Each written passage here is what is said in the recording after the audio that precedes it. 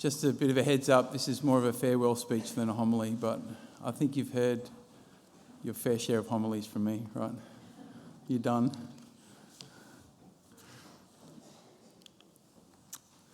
Chapter 1 tonight is miracles.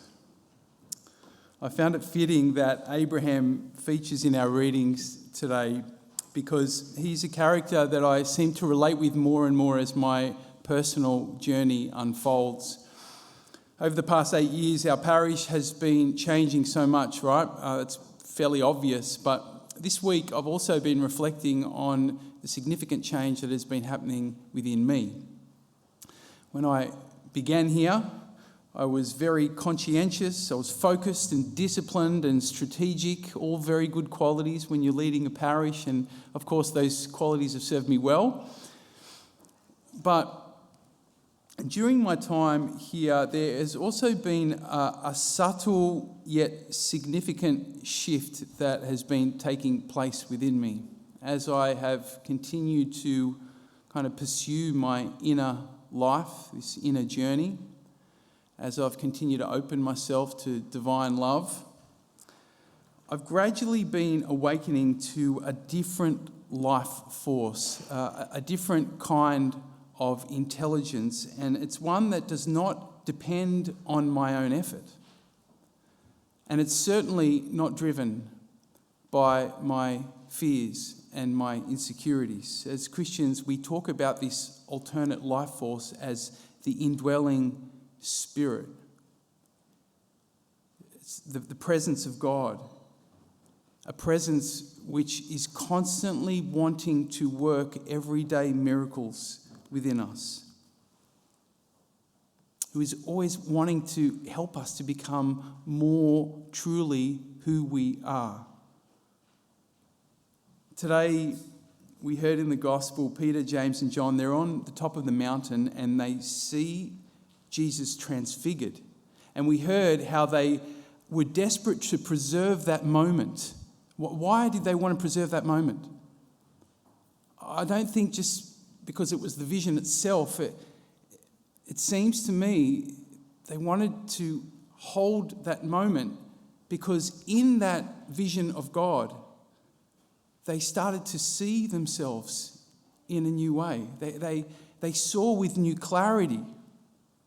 They saw new possibility for their lives. This is what happens when we become attentive to the indwelling Spirit of God. We see differently. We live from a different realm. I'm still conscientious, I'm still focused, I'm still strategic, I'm still hardworking, all of that. But now I'm a little bit more docile to the voice of Spirit. I'm a little more courageous in following this inner intelligence. I'm a little more connected to the presence of compassionate love. And I found that the more I operate from that place, the more that miracles seem to flow in and through my life. This brings us back to the story of Abraham. You know, when God first appeared to Abraham, he was already a successful man. Through his own effort, through his own initiative, he had already achieved a lot in life, at least materially in the eyes of the world, right? He was a success. But when the Spirit of God got a hold of Abraham, his life became unspeakably fruitful, unimaginably miraculous and blessed. And it wasn't because he was perfect. It was because he bravely followed the leading of the Spirit, even when it meant leaving behind all of his safety, all of his security, all of his assets, all that was familiar, even when it meant taking a journey into the unknown. As I reflect on these past 8 years, it seems that this gradual shift in me from self, from like being driven by my own efforts, to Spirit has been the catalyst of so much other change in my life and also in my leadership. I've got to admit, over the past few weeks, I've been surprised and deeply moved and at times, a number of times, a little overwhelmed by your feedback. Stories of how my presence, my ministry has impacted you and impacted your families. And if you knew the thoughts and the fears and the limiting beliefs that I've carried for so much of my life, you would understand why I'm a little shocked. It's been humbling and a little bit uncomfortable at times to hear this feedback, but it's also been a really powerful reminder for me of the miracles that God has worked in my life. And I know it's a miracle. I know it's a miracle because there's no way my brilliance or my hard work or my talent could make this stuff happen. Yeah, it's the gift of God. It's the indwelling Spirit that I've, by God's grace, been able to start to kind of listen to and draw from and follow. In my opinion, the greatest miracle is not walking on water or multiplying loaves of fish or even healing the sick. The greatest miracle is the opening of the heart. And these are the kinds of miracles that are becoming more and more commonplace in our community. An openness to being known, like deeply known by God and by others. An openness to believing and celebrating our goodness and value and embracing our passion and gifting. An openness to the possibility of change, of new hope, new possibilities in our life. Being truly open to that. But most especially, an openness to love. To being loved as we are and to loving another. It's these everyday little signs of transformation, of flourishing that I especially wanted to celebrate today. This is what we're about here at St. Benedict's. This is what the mission of Jesus, the church, is supposed to be about. True change. Miracles. Privilege, chapter 2. As I mentioned in the bulletin, I want you to know how much of a profound privilege it has been to journey with you and especially to shepherd you through this very precious and somewhat mysterious journey we call the spiritual life. It's been an absolute privilege to be welcomed into your hearts and your homes, to share in many of your very significant life moments. As a priest, you can, like in a few days, or even in one day, you can do a baptism and a wedding and a funeral, and like you get the whole gamut. But that is such a privilege to journey with you, with your families in and through those moments. There are so many meaningful parts to my role, but none more than the relationships and the experiences that we've shared together. And I don't think that they'll easily leave me. I'm sure your faces will be imprinted in my memory as I go on from here, and I certainly hope that'll be the case. Chapter 3, unusual parish. That's you people. You know you're a bit unusual, yeah? It's okay. It's good to be a little strange. Our parish has developed a rare and a beautiful culture that is not just a gift to us, but it's a gift to many others, to the wider church. Our warm and welcoming community life, our healthy mix of generations and cultures, our vibrant and nurturing environments, strong presence we have here of lay leaders, our generosity with our time, our talents and treasures. People are very generous in this parish. The way that we look out for one another, we welcome a new person, we support those that are struggling, our heart for equipping and serving parishes beyond our own, our online ministry, which is now sort of touching into all parts of the globe. The list goes on, right? To be honest, when I think of what we've been able to offer over these years, even with a few COVID years thrown in there, I'm kind of, I don't know how it happened. It just happened. And I'm grateful it happened. And I'm so grateful to have been part of that work, to be able to do this beautiful work with you.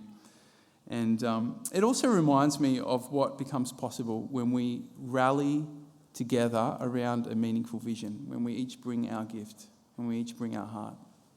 It's powerful, huh? Chapter 4 is confidence. What we have been able to provide here in our parish is obviously way bigger than just me. Yeah, over the years, we've built a very strong leadership culture. We have a very clear mission, a strategy. We've got all these processes in place to make sure we keep moving towards our goals, towards our vision.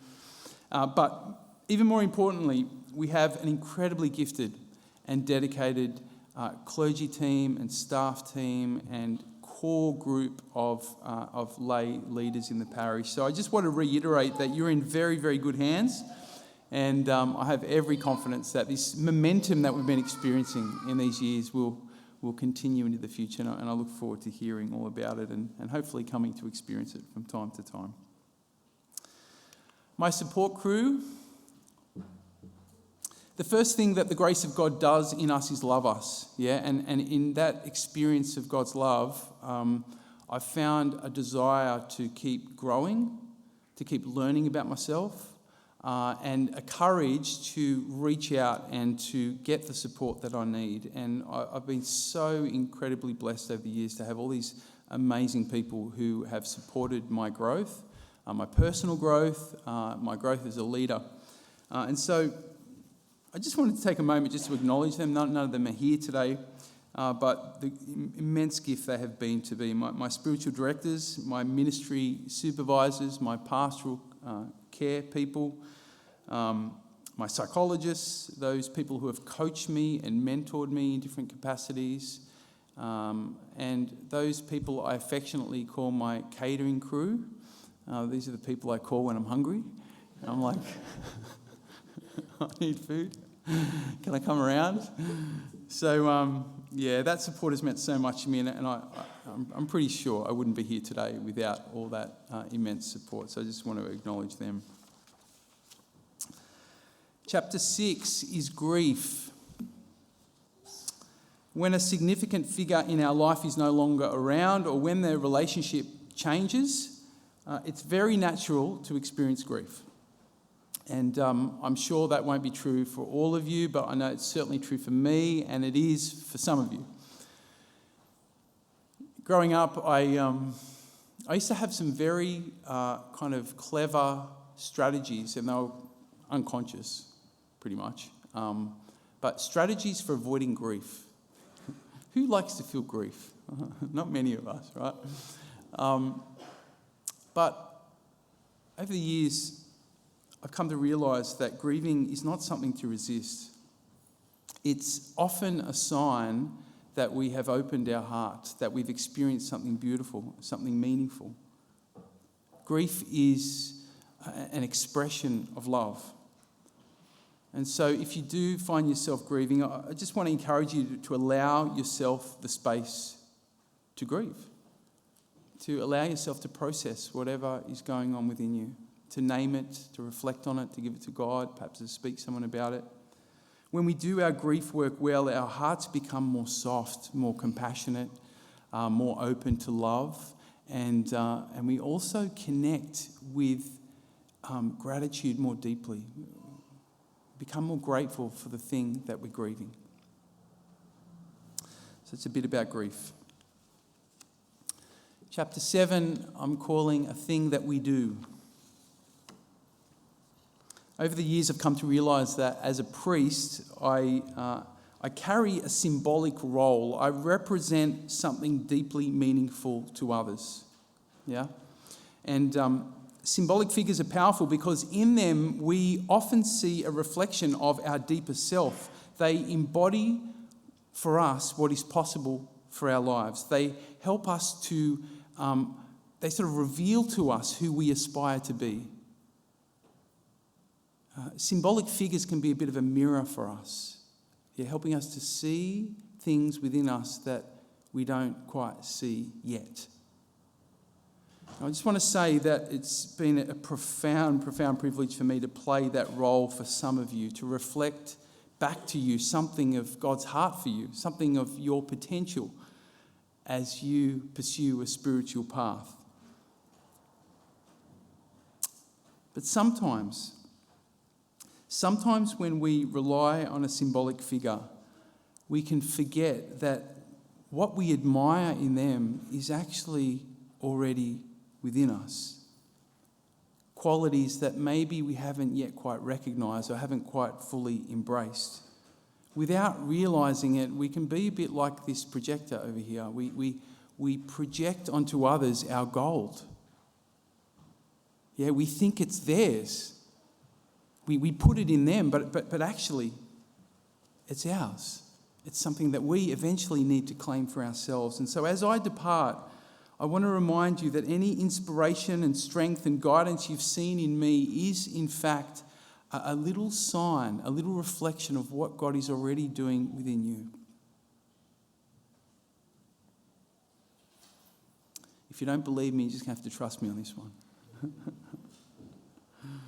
I want to offer back to you tonight whatever gold that you may have put in me that is rightfully yours. It's been an honour to hold up the mirror for you for a while, and I'm sure our fellow priests will continue to do that. But now I want to also encourage you to fully embrace and embody your gifts, your qualities, your potential. Yeah? To become more fully who you already are in Christ. That's a mission that only you can take up. No priest, no symbolic figure, no guru, no husband or wife or celebrity. No one can do that for you. Only you can claim who you are and to live that out fully. All right, I started with miracles. I want to finish with miracles. This week I've been imagining a moment, like a scenario in my head, and it's 5 years' time, and I run into one of you. Now, in my head, I've actually run into you at the top of Mount Buller, but it could be anywhere. Like, it could be anywhere. It could be in Coles or Woolies or, who knows, somewhere. And we're talking, and you're telling me all about St. Ben's, right? 5 years' time. As I played that over in my mind, I quickly realised that what I'd want to hear about the parish in 5 years' time is not really about the numbers, about us. So we're doubling in size. We need a double-decker church and triple-decker car park. And it'd be nice to hear that, but it's not really the thing I want to hear the most. It's, not about our worship. Oh, Matt's gone to a new level, and this gang, they're like doing, oh my God. That'd be nice, but as good as they already are. But look, what I'd really want to hear in 5 years' time are stories of transformation, miracles happening in people's lives. Stories of people who were once bound by anxiety, but have now discovered a deep trust and peace. They can live with their anxiety in a whole new way. That those who carry deep shame are finding freedom through an experience of God's compassion. People who were guarded and fearful of connection are now able to open up and to be more vulnerable with others, now really intentionally journeying with others in their lives. That those who lack confidence or feared failure are now really courageous in pursuing their heart's desires, living out what God's calling them to. And I pray that alongside all of these examples of personal transformations, our parish continues to shine as a light in the city here in Melbourne. That we will be a place where many people come and encounter the profound love of God and who are genuinely flourishing in Christ.